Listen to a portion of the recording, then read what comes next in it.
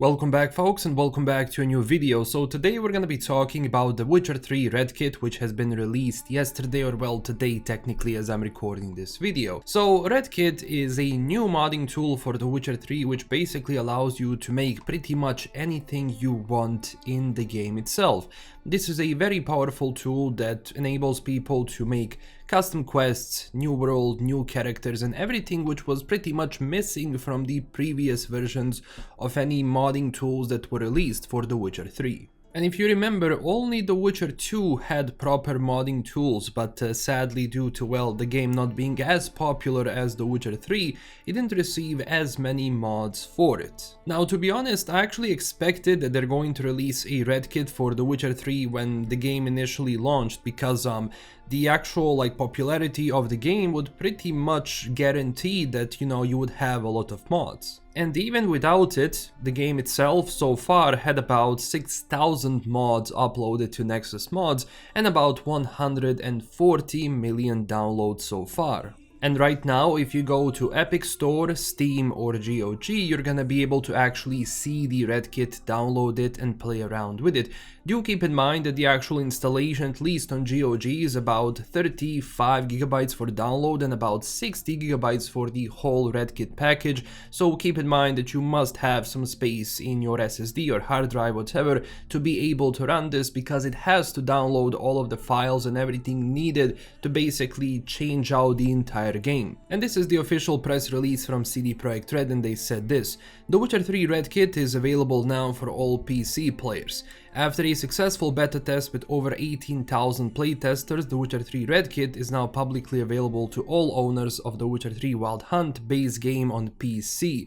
The tool is free to download through GOG, Epic Games and Steam, where it also features Steam Workshop integration, so do keep in mind that right now, if you go to Steam Workshop, you're gonna be able to download mods a little bit easier than you would if you're going through the actual Nexus or whatever, but I still kinda recommend Nexus because it's easier to download some of the mods manually, because this game can be a little bit tricky depending on some of the older mods.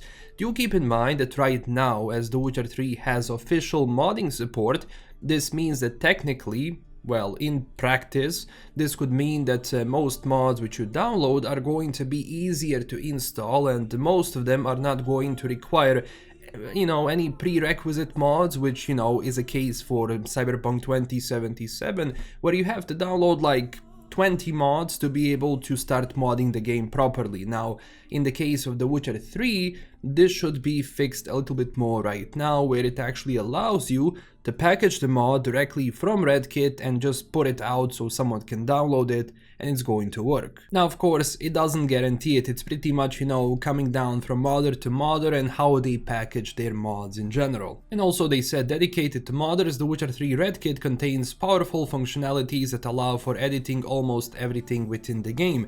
And most of the, developers who are working on The Witcher 3, they said that this is the tool that, they kinda use to develop The Witcher 3 itself. So right now you can pretty much do whatever you want, even creating a whole new game, throughout this RedKit, and, making new areas which you were not able to make before. Also, RedKit is developed and implemented by Jigsoft with close collaboration from CD Projekt Red team. The Witcher 3 RedKit offers a plethora of advanced features as well as a full Steam Workshop, as I said, making, publishing and using mods easy for both creators and casual players. As a repurposed, reworked and extended codebase of Red Engine 3, it gives modders unparalleled freedom in creating new quests, characters, locations and more. Today's release was accompanied by a trailer that features some of the modding possibilities contained with the tool, as well as the overview of its major features. As you can see, I'm showing the trailer in the background. Now, also do keep in mind that they released a full documentation, featuring tutorials for how to use the RedKit itself, so I'm going to leave all of the links down below. If you're planning to start making mods in this game, I do recommend going through the full documentation because, well, you're gonna see all of the functionalities and everything which is available. And also yesterday, CDPR hosted a new Red Streams where they talked more about the development implementation of the RedKit itself. I'm going to leave the link to it down below in the description. Now also there are some issues which did appear after the update dropped for The Witcher 3, and the official CD Projekt Red support came out and said this.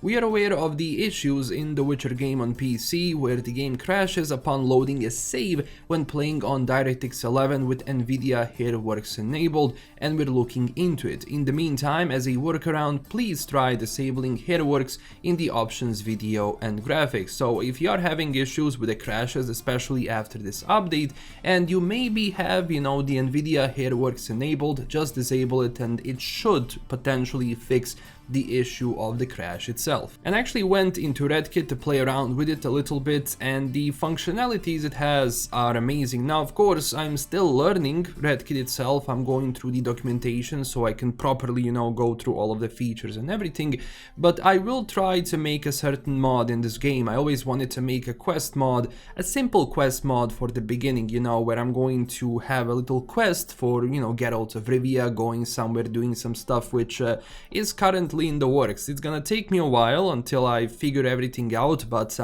it's just amazing that people can just go into it and potentially create something amazing. Now again, it would have been amazing if this was out during the peak days of The Witcher 3, because I'm pretty sure that the modding community then would absolutely explode, because we have had a lot of quality of life changes when it comes to mods so far, some new equipment, but it wasn't actually going to the lengths of what is possible right now. Now, I know a lot of people are just now going to get into modding The Witcher 3 in general, and I have a plethora of videos where I talk about different mods for The Witcher 3 in general, how to install them and so on. But I'm going to quickly show you how to do it, and this is also something that CD Projekt Red started doing, because they uploaded yesterday a video where they showed people how to install some of the mods. So the mod that they used, and the one which I'm going to use as well, is the Golden Beyond Hill and Dale.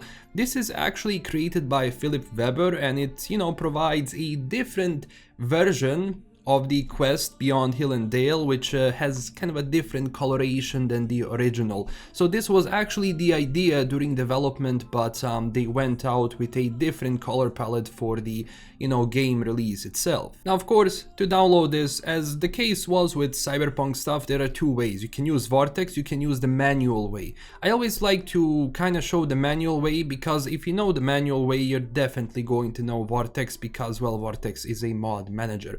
So we're going to go click manual, and we're going to see additional files required. So it does require Blood and Wine, obviously, to have this quest in the game, and obviously for this mod to work.